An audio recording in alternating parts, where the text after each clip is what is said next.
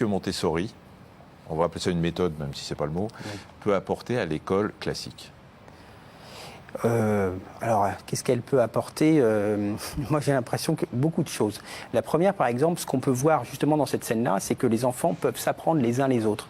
Donc, elle a bien vu que pour que l'enfant se construise, il avait besoin de ne pas être seulement en interaction avec le prof, mais aussi avec les autres enfants. Donc c'est pour ça qu'elle elle a imaginé des écoles multiniveaux. Voilà. Donc en fait, une classe Montessori, c'est une trentaine d'enfants âgés de 3 à 6 ans.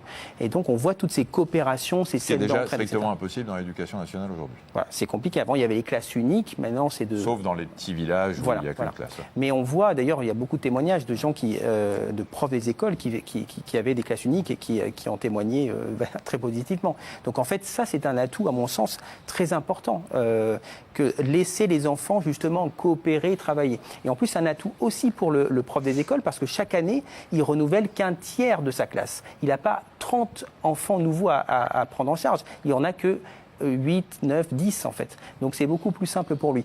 Ça c'est par exemple un outil. Après c'est vrai que Maria Montessori essayait de travailler sur les lois naturelles du développement humain. Donc elle essayait toujours d'être au plus juste vis-à-vis des besoins de l'enfant et de jamais le contraindre en fait. Si l'enfant n'a pas envie d'apprendre, surtout un enfant de 3-6 ans, on ne va pas le forcer à apprendre justement les lettres, etc. Parce que s'il n'est pas là, s'il n'est pas concentré, s'il n'en a pas envie, elle avait constaté que ça ne servait à rien.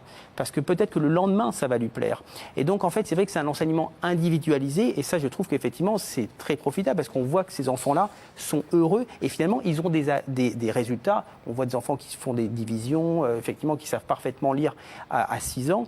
Et en fait, on a des résultats très bons. Alors qu'effectivement, on ne le contraint pas, l'enfant, justement sur des objectifs, sur un programme précis. On attend que s'éveille en lui le désir d'apprendre.